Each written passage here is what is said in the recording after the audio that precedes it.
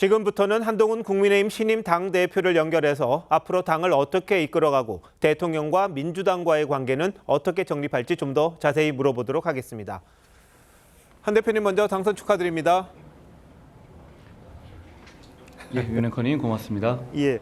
자, 출마 선언한 지 오늘이 딱 한 달째거든요. 득표율이 62.84%, 상당히 높았습니다. 어떤 의미로 받아들이십니까? 그동안의 여론조사 추이와 비슷한 수치이긴 한데요. 막상 이 수치를 받아보고 나니까 제가 책임감을 크게 느낍니다. 저는 이 후보들 중에서 변화의 필요성을 가장 강하게 말한 후보였거든요. 우리 당원 동지들과 이 우리를 지지하시는 국민들께서 우리 국민의힘의 변화가 필요하다라는 열망이 정말 크셨구나 하는 생각을 하게 됐습니다. 네. 지금 상당히 피곤하신 것 같기도 하고 힘이 많이 드셨던 것 같기도 합니다. 그만큼 경선 과정이 치열했는데요. 언제가 가장 힘드셨습니까?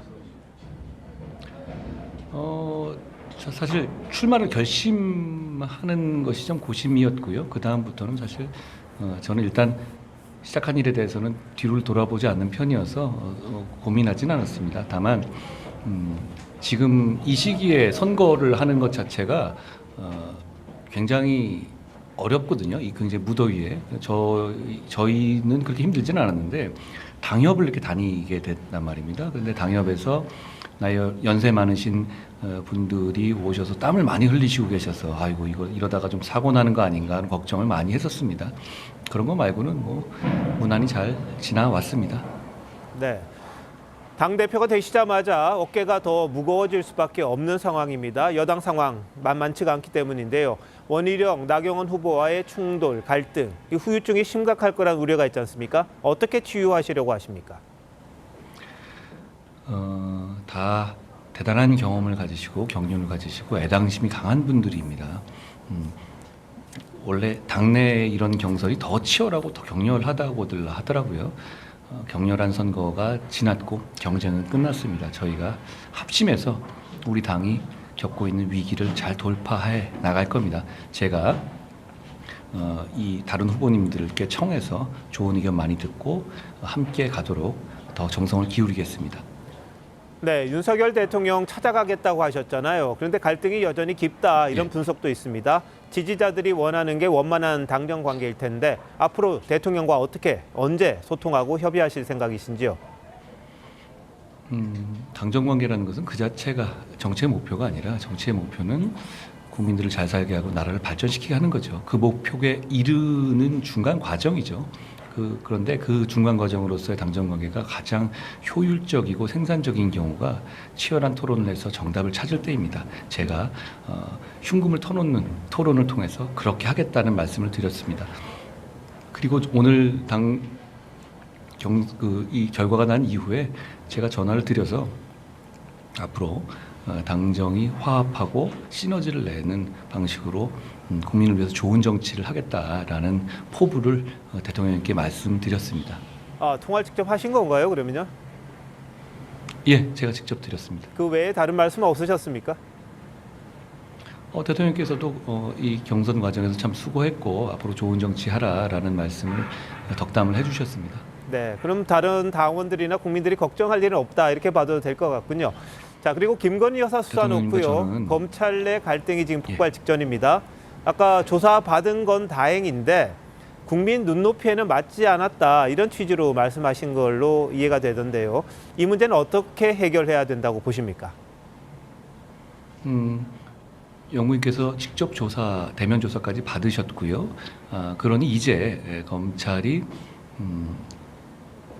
신속하게 결론을 내야 합니다. 저는 거기에 방점을 둔 말씀을 드린 거고요. 다만 제3장소 등 뭐 이런 조사 방식에 대해서는 검찰이 정하는 것인데요.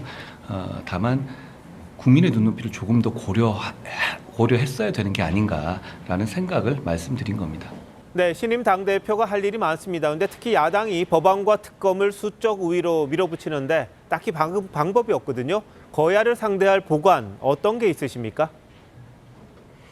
지금 거야가 과거 역사적으로도 보기 어려울 정도의 미중의 폭거를 하고 있는데도 민심이 아직 강하게 일방적으로 제지하고 계시지 않습니다. 저희가 신속하게 민심에 반응하는 정당으로 거듭나서 민심의 편에 같이 서겠습니다. 과거에 보면 집권 여당이 소수라 하더라도 좋은 정치를 한 적이 많이 있거든요. 결국 그때는 민심의 편에 섰을 때였습니다. 저희가 민심에 반응하는 정당으로 체제를 정비하겠습니다. 그 전에 이런 특검을 남발하는 식의 행태를 보이는 것은 지금 헌법에 규정된 거부권과 우리 의석을 이용해서 단결해서 막는 방법, 그 방법을 쓸 것이고요. 그 과정에서 얼마나 이 무도한 행동이 이어지는지에 대해서 국민들께서 보고 평가하실 수 있도록 잘 설득하고 설명하겠습니다. 네. 자, 그런데 원내 대표가 있습니다. 추경호 의원이 있는데 원외 대표로서 한계가 있다 이런 지적도 있습니다. 특히 제3자 추천 해병대원 특검법 이 한 대표가 제안을 하셨잖아요. 근데 추 원내 대표는 좀 부정적입니다. 어떻게 협의를 좀 하실 생각이십니까?